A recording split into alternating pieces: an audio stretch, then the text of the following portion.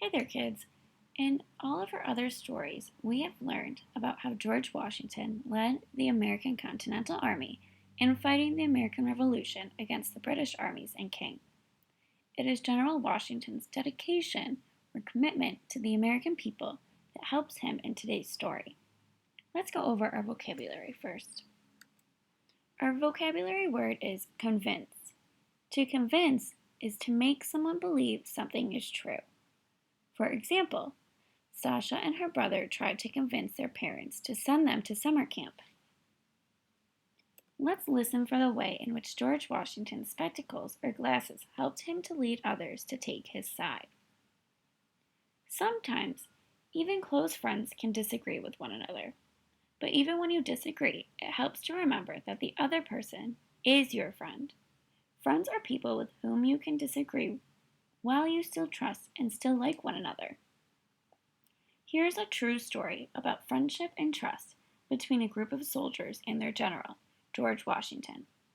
In this story, George Washington uses his spectacles to help him talk to his friends. Spectacles are eyeglasses.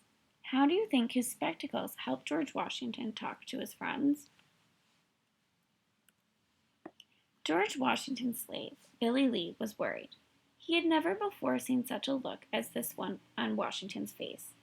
Billy thought, for the first time, General Washington looked old.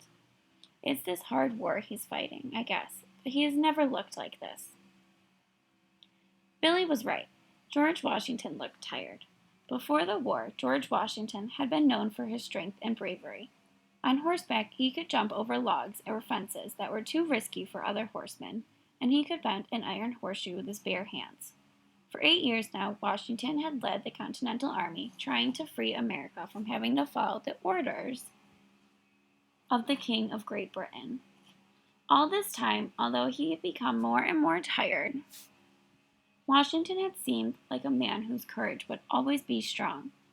With Washington leading them, his soldiers kept going even when they lost some battles, or when they did not have enough food or blankets during freezing cold winters. Finally, Washington had led them when they defeated the biggest army the British king had sent to fight against them. Now, George Washington was not only tired, but also restless.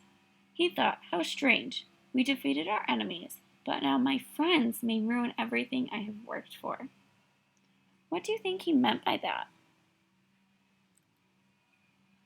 Washington picked up some papers from his desk and slipped them into his pocket. He asked impatiently, "Where are my spectacles, Billy?" Billy handed the reading glasses Washington had begun using only a week before. Placing them in his coat pocket, Washington went outside where his soldier had his horse ready. Billy watched the general and the soldier ride away. Soon they reached a large building where Washington dismounted or got down from his horse. Handing the reins of his horse to the soldier, Washington entered the building through a side door. He could hear the loud voice of General Horatio Gates, who was a very important officer in the army. General Gates thought that he, not Washington, should be the army's chief. Now, General Gates was trying to convince the other soldiers to change the way their new nation, the United States of America, would work. Gates was trying to lead the soldiers to think the way he did. Washington wanted to stop this from happening.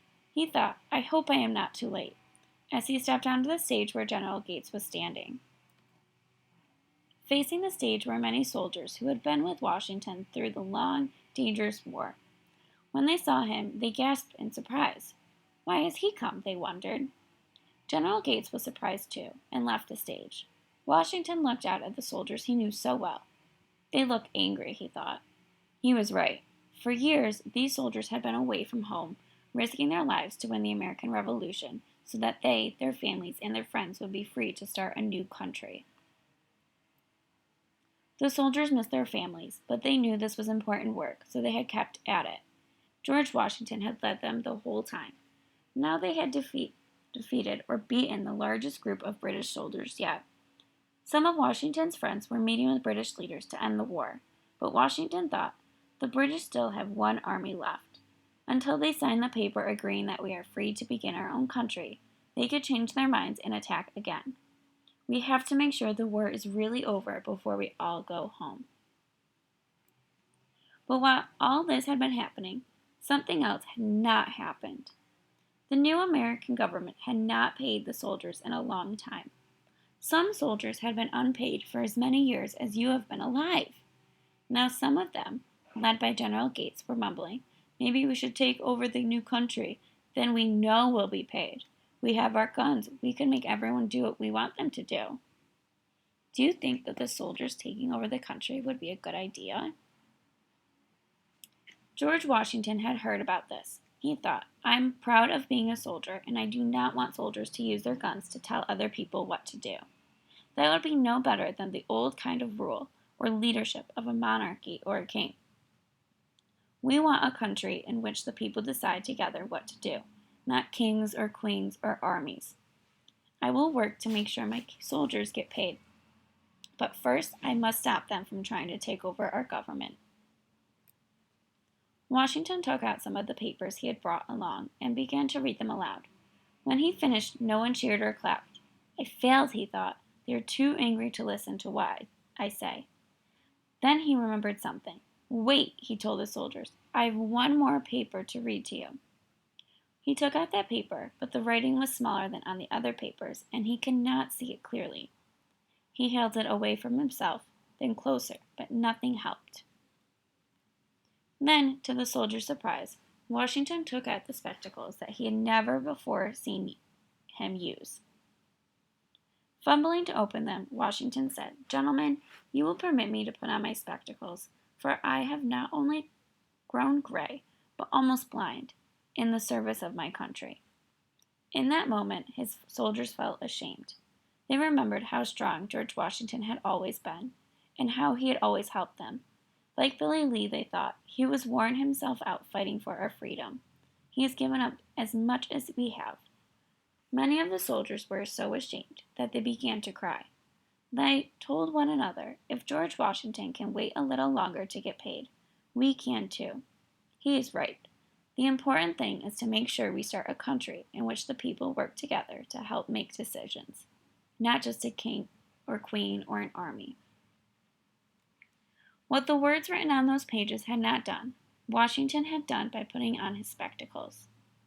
The soldiers agreed to do as he asked, and later they did get paid. A few years later, after the war was over and the Americans were choosing the first president of the United States of America, people knew whom they could trust. They asked George Washington to be the first president. "We need you just a little longer," they told him, "not as a general, but as our president." And as always, when the American people needed him, George Washington said yes. The end. Let's go over some of our discussion questions. Describe what George Washington was known for before the war. Why did the soldiers want to take over the country? How did George Washington's spectacles convince the soldiers to support his position? Who became the first president of the United States?